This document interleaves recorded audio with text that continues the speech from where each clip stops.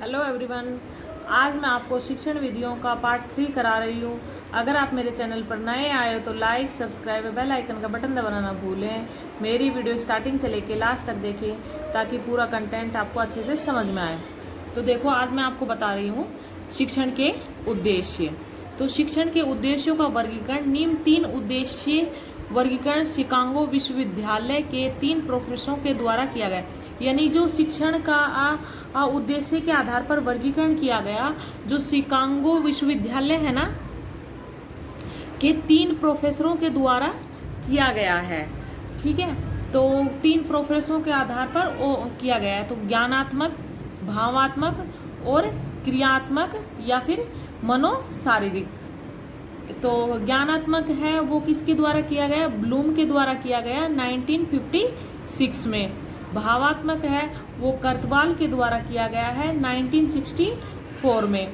क्रियात्मक या फिर मनोशारीरिक वो सिम्पसन के द्वारा किया गया 1969 में। ये सब प्रोफेसरों के नाम हैं जो शिकागो विश्वविद्यालय में के 3 प्रोफेसरों के द्वारा ये उद्देश्यों का वर्गीकरण किया गया है, शिक्षण उद्देश्यों का वर्गीकरण।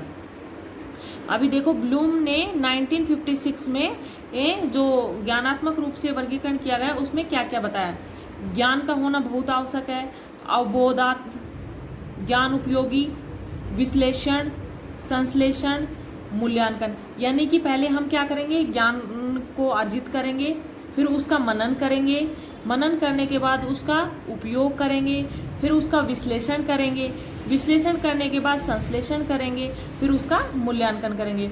यदि हम कोई भी चीज़ सीख रहे हैं तो पहले उसको अर्जित करेंगे, अर्जित करने के बाद उसका अवबोध करेंगे, या कि हमें कितना आया कितना नहीं आया। फिर उस ज्ञान को क्या करेंगे, हम उपयोग करेंगे, फिर उसका विश्लेषण करेंगे, फिर संश्लेषण करेंगे और लास्ट में हम क्या करेंगे, मूल्यांकन करेंगे। अभी देखो, भावात्मक किसने किया? कर्तवाल प्रोफेसर ने किया है। वो कब किया? 1964 में किया। तो उसके अनुसार क्या क्या है देखो, उसने भी 6 पार्ट में ही डिवाइड किया है। तो अग्रहण, अनुक्रिया, अनुमूल्यन यानी कि महत्व देना, उपयोगिता को समझना, फिर व्यवस्थापन, चरित्र निर्माण। यानी उसने क्या बताया कि जो भावात्मक रूप से किया गया, पहले क्या करेंगे, हम आग्रहण करेंगे यानी कि ग्रहण करेंगे, फिर उसके पर बच्चा क्या करेगा, अनुक्रिया करेगा, अनुक्रिया करके फिर अनुमूलन करेगा। अनुमूलन यानी कि अनुमूलन करेगा, वो महत्व देगा कितना उसके लिए उपयोगी है, कितना अनुपयोगी है, कैसे वो उसको यूज कर सकता है। फिर प्रत्यक्करण करेगा यानी कि समझ बनाना स्टार्ट करेगा। फिर व्यवस्थापन करेगा यानी कि उस ज्ञान को वो व्यवस्थित रूप से उसका अध्ययन करेगा कि मैंने इस ज्ञान को कैसे सीखा है और मैं इसको कैसे व्यवस्थित रूप से कर सकता हूँ। फिर उसका चरित्र निर्माण, फिर उसके द्वारा फिर क्या होता है, उसका चरित्र का निर्माण होता है ये सब चीज़ों के बाद में। नेक्स्ट थर्ड है क्रियात्मक रूप से। क्रियात्मक रूप से किसने किया है? सिम्पसन ने किया है, प्रोफेसर सिम्पसन ने किया है 1969 में किया। तो पहले क्या है, उद्दीपक, फिर कार्य करना। पहले वो क्या करेगा, ग्रहण करेगा, उद्दीपक करेगा, फिर उसके ऊपर कार्य करेगा, फिर नियंत्रण करना सीखेगा, फिर समायोजन करेगा, फिर स्वाभाविकरण करेगा, फिर आदतों का निर्माण करेगा। तो स्वाभाविकरण में आ जाएगा, उसके बाद फिर उनकी आदत जो बन जाएगी, फिर वो अपने व्यवहार में उसको ढाल लेगा। पाठ्य योजना के उद्देश्य। पाठ्य योजना के उद्देश्य है ज्ञान का मतलब होता है पहचानना, स्मरण करना, पुनः स्मरण करना। यानी कि ज्ञान जो भी कुछ हम चीज़ सीखते हैं उसे हम अपने आप से पहचानते हैं कि मैंने कितना सीखा है। यदि हम कुछ चीज़ पढ़ रहे हैं तो हम उसको पढ़ लेंगे पहले और फिर अपना मनन करेंगे कि मैंने उसमें से कितना सीखा है। फिर अवबोध यानी कि वर्गीकरण करना, तुलना करना, अंतर करना, व्याख्या करना, समस्या पहचानना। फिर अवबोध करना यानी कि वर्गीकरण करना कि मैं इस ज्ञान को कैसे कैसे विस्तृत कर सकता हूँ, या किसी से तुलना करना, फिर उसमें अंतर करना या व्याख्या करना, समस्या को पहचानना। ज्ञान उपयोगी यानी कि नवीन परिस्थितियों में ज्ञान प्रयोग करना, समस्या समाधान। यानी कि अभी उसने ज्ञान जो ले लिया है, अभी वो क्या करेगा, उसका उपयोग करेगा, नई परिस्थितियों में या कोई उसके पास नई समस्याएं आ जाती है, उसको सुलझाने के लिए उनका क्या करेगा, उपयोग करेगा। कौशल, कौशल मीन्स गणना, चित्र, मॉडल, आकृति, यानी कि फिर उस ज्ञान का क्या करेगा, कौशल के रूप में दिखाएगा, या तो कोई गणना वणना करेगा, या फिर चित्र बनाएगा, या मॉडल बनाएगा, या फिर आकृतियां बनाएगा। नेक्स्ट अभिरुचि, अभिरुचि मीन्स पुस्तकालय, पत्र पत्रिकाएं पढ़ना, जीवनी पढ़ना। अभी उसने कौशल कर लिया, कौशल के बाद अभिरुचि, अभिरुचि यानी कि या तो फिर वो पुस्तकें पढ़ेगा, नई नई पुस्तकें पढ़ेगा, जो भी चीज़ उसने अर्जित की है उसके बारे में खोजेगा, या फिर पत्र पत्रिकाएं पढ़ेगा, या जीवनी पढ़ेगा। तो ये सब क्या है, उसकी अभिरुचि जागृत होगी। जब वो थोड़ा बहुत सीख लेगा फिर उसका उपयोग करेगा, फिर उसको कौशल के रूप में उतारेगा। कौशल के बाद में क्या है कि उसको अभिरुचि हो जाएगी कि नहीं, मुझे तो और कुछ चीज़ें पढ़नी चाहिए उसके बारे में। फिर अभिवृत्ति, लास्ट आता है अभिवृत्ति। यह है सकारात्मक या मानवीय वैज्ञानिक। अभिवृत्ति यानी कि जो भी वो कुछ सीखेगा तो उसको सकारात्मक रूप से प्रयोग करेगा, मानवीय होगा और वे वैज्ञानिक होगा। विज्ञान के मूल्य, विज्ञान के मूल्य क्या है? विज्ञान के मूल्य ज्ञानात्मक यानी कि बौद्धिक मूल्य, व्यावहारिक मूल्य, सांस्कृतिक मूल्य, सौंदर्य मूल्य और वैज्ञानिकता मूल्य, मनोवैज्ञानिक मूल्य भी बोलते हैं इसको। ये विज्ञान के मूल्य हैं। अभी कुछ क्वेश्चन है इनके ऊपर आधारित। देखो, विज्ञान शिक्षण के क्षेत्र में संसदीय संगीति एवं वैज्ञानिक समिति का गणना किसके समय हुआ? तो राजीव गांधी के समय, मनमोहन सिंह के समय, लाल बहादुर शास्त्री के समय, नरेंद्र मोदी के समय। यानी कि क्या बोल रहे हैं, संसदीय समिति एवं वैज्ञानिक समिति का जो गणना की गई, संसदीय संगति एवं वैज्ञानिक समिति की जो गणना की गई वो किसके द्वारा की गई? किसके द्वारा? लाल बहादुर शास्त्री के द्वारा। सेकंड क्वेश्चन देखिए, गणना के ज्ञानात्मक, भावात्मक व क्रियात्मक उद्देश्य का क्रमशः वर्गीकरण किया। यानी कि ज्ञानात्मक रूप से, भावात्मक रूप से और क्रियात्मक रूप से, यानी कि उद्देश्यों को किसमें? 3 प्रकार से बांटा गया। तो मैंने जो ऊपर बताया 3 प्रकार से बांटा गया, किसमें? ज्ञानात्मक में, भावात्मक में और क्रियात्मक में। तो उन उद्देश्यों का क्रमशः वर्गीकरण किनके द्वारा किया गया या किसके द्वारा किया गया? बेंजामिन के द्वारा, सैमुअल्स के द्वारा व ब्लूम के द्वारा। नंबर सेकंड ऑप्शन है जॉन डीवी के द्वारा।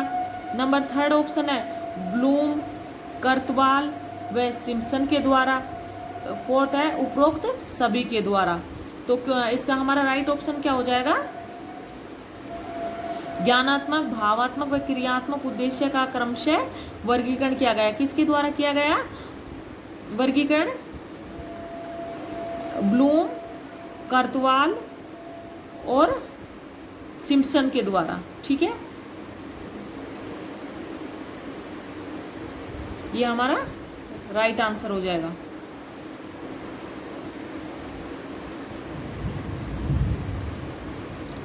नेक्स्ट देखो, क्वेश्चन नंबर थर्ड है, वर्गीकरण, विश्लेषण, अंतर करना जैसे क्षमताओं का संबंध कौन से शिक्षण उद्देश्य हैं? ज्ञान, अवबोधन, ज्ञान उपयोग, अभिरुचि। तो उसमें क्या है कि वर्गीकरण का विश्लेषण करना, अंतर करना जैसी क्षमताओं का संबंध कौन से शिक्षण उद्देश्य में है? तो ये हम किस में करते हैं? अंतर भी करते हैं, विश्लेषण भी करते हैं, वर्गीकरण भी करते हैं, तो अवबोधात्मक में। तो इसका आंसर होगा सेकंड। नेक्स्ट देखो, ज्ञानात्मक उद्देश्य का वर्गीकरण V.S. ब्लूम के द्वारा कितने भागों में किया गया? तो V.S. ब्लूम के द्वारा ज्ञानात्मक उद्देश्य का वर्गीकरण कितने भागों में किया गया? 5 में, 6 में, 7 में, 8 में। तो कितने में? 6 में। तो उद्देश्य का वर्गीकरण ज्ञानात्मक, भावात्मक और जो तीनों हैं उनका किसमें? 6 में ही किया गया है। 6 भागों में ही वर्गीकरण किया गया है। नेक्स्ट क्वेश्चन नंबर 5 देखो, एक वैज्ञानिक अनुसंधान की सफलता के पश्चात बेहद प्रसन्न होता है तथा अपने प्रसन्नता को अभिव्यक्त भी करना है तथा अपने सहकर्मियों के कार्यों को भी तारीफ करता है। यह विज्ञान की शिक्षण से संबंधित मूल्य है।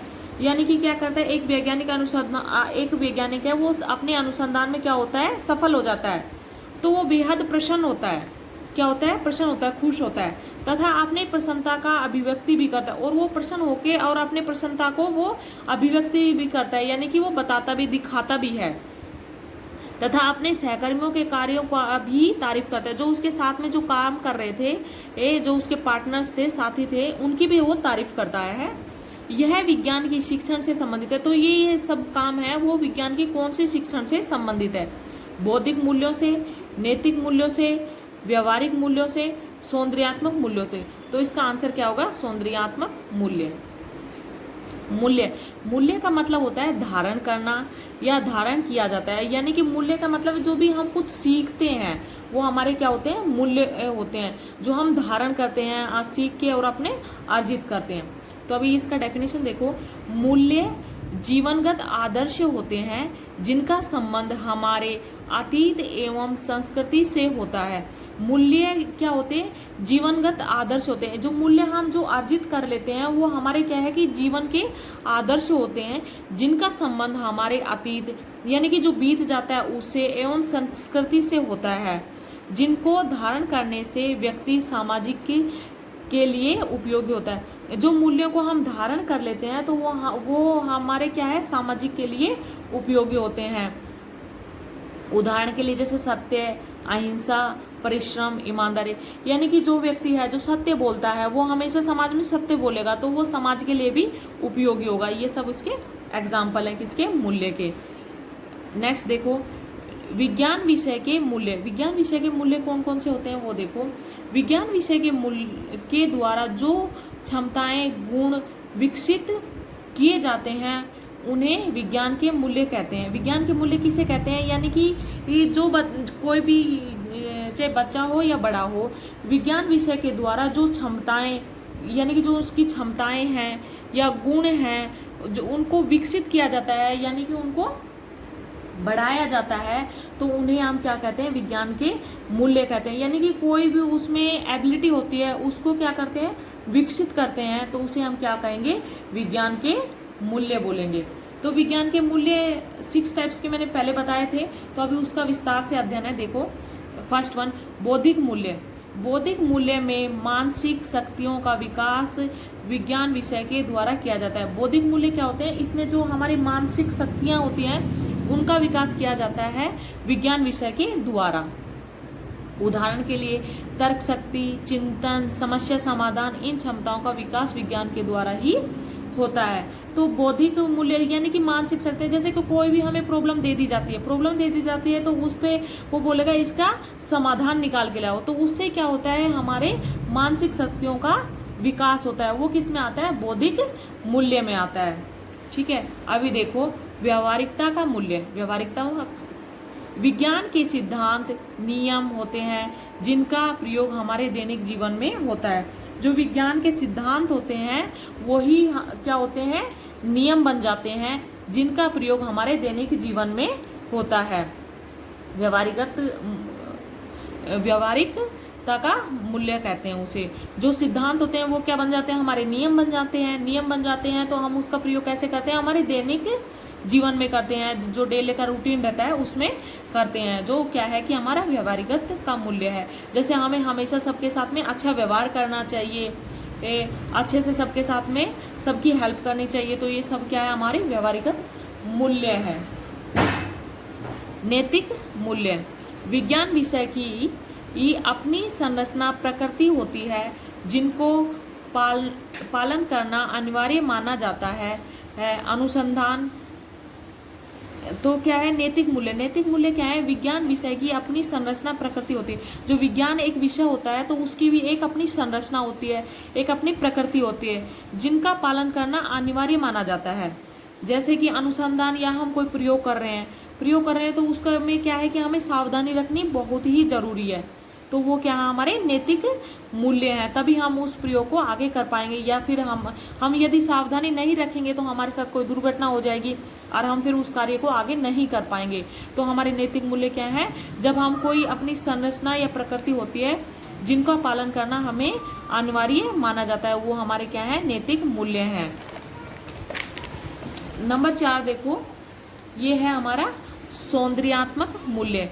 सौंदर्यात्मक मूल्य विज्ञान विषय में सच को जानने, पहचानने वह अध्ययन करने पर बल दिया जाता है। जो सौंदर्यात्मक मूल्य है हमारा, तो वो हमारे विज्ञान क्या है कि जो सच को जानने, पहचानने व उस पर अध्ययन करने पर ही बल दिया जाता है। यदि हमें कोई बोल देता है कुछ भी, तो हम उसको फॉलो नहीं करेंगे। हम क्या करेंगे, उसको प्रयोग करके देखेंगे, उसके सच के बारे में जानेंगे, पहचानेंगे, या फिर कहीं से पढ़ेंगे, ये तब ही उस पर क्या करेंगे, हम फॉलो करेंगे।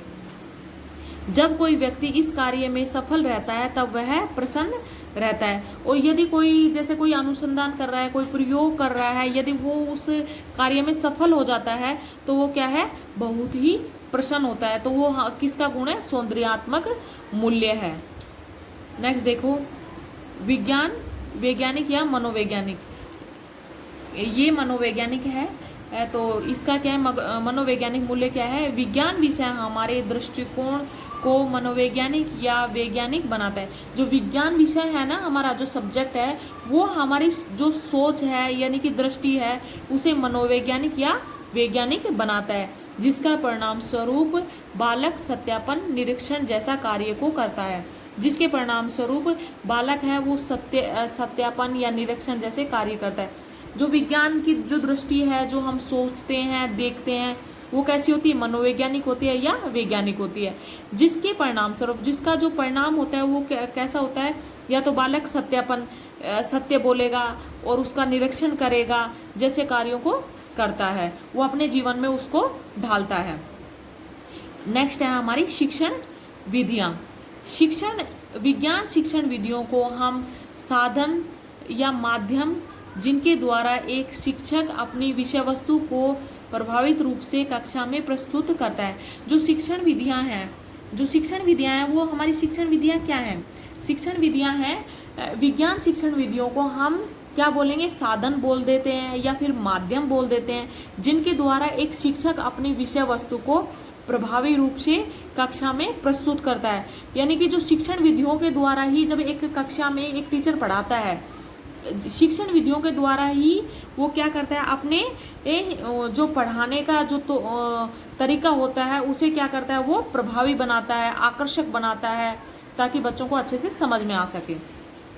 शिक्षण विधियाँ विषय वस्तु को प्रस्तुत करने के माध्यम माने जाते हैं। जो शिक्षण विधियां हैं वो क्या करते हैं, जो हमारे पास विषय वस्तु है, कोई भी सब्जेक्ट को हम पढ़ा रहे हैं तो सभी की क्या है, शिक्षण विधियां होती हैं। तो उनको प्रस्तुत करने के लिए हम क्या करते हैं, शिक्षण विधियों का प्रयोग किया जाता है। तो शिक्षण विधि को हम क्या बोलते हैं, विषय वस्तु को प्रस्तुत करने का माध्यम बोला जाता है। शिक्षण विधियों का विकास।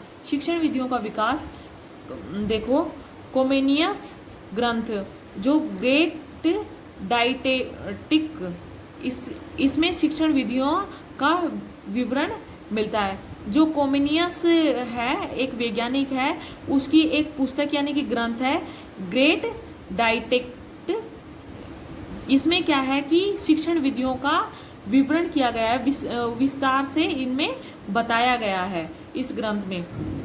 रूसो के देखो शिक्षण विधियों, रूसो के अनुसार, रूसो को शिक्षण में प्रकृतिवादी विचारधारा को लाने का श्रेय दिया जाए। जो रूसो हमारे एक वैज्ञानिक है, उसे क्या है कि प्रकृतिवादी, रूसो ने क्या बताया, शिक्षण विधियों को प्रकृतिवादी विचारधारा को लाने का श्रेय दिया जाता है। इनके विचारों का वर्णन एमाइल पुस्तक में विवरण मिलता है।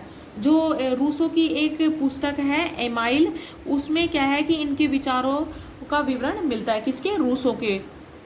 और कोमेनियस का जो ग्रंथ है वो ग्रेट डाइटेटिक में, इसमें शिक्षण विधियों का विवरण मिलता है।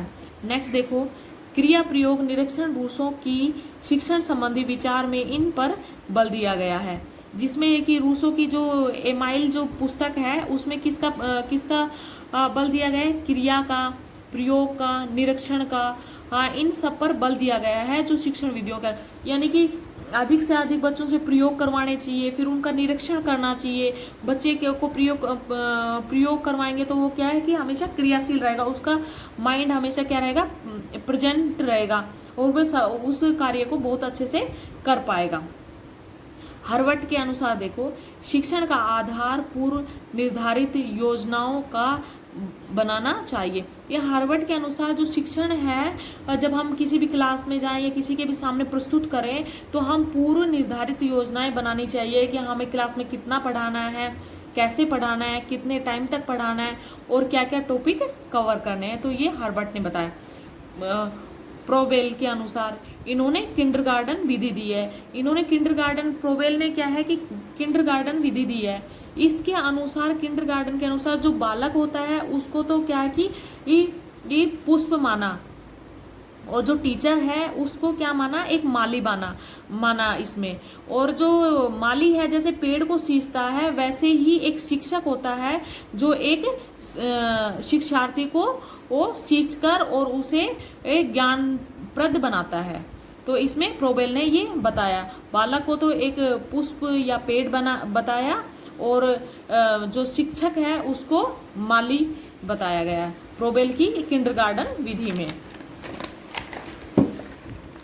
मॉन्टेसरी विधि, इन्होंने एक अपनी मॉन्टेसरी विधि ही दी है, ठीक है। जॉन डीवी के अनुसार इन्होंने अनुभव आधारित विधियों पर बल दिया, प्रयोजनवाद विचारधारा प्रस्तुत की। जो जॉन डीवी है, इन्होंने क्या कहा, अनुभव आधारित विधियों पर बल दिया। जो अनुभव यानी कि जो करके सीखते हैं, उन विधियों पर इन्होंने, जॉन डीवी ने सबसे ज्यादा बल दिया, जो कि प्रयोजनवाद की विचारधारा प्रस्तुत की उन्होंने। शिक्षण विधियों की विशेषताएं देखो, शिक्षण विधि हमारी कैसी होनी चाहिए ताकि बच्चे सबसे ज़्यादा उसमें इंटरेस्ट लें ये शिक्षा पढ़ने में।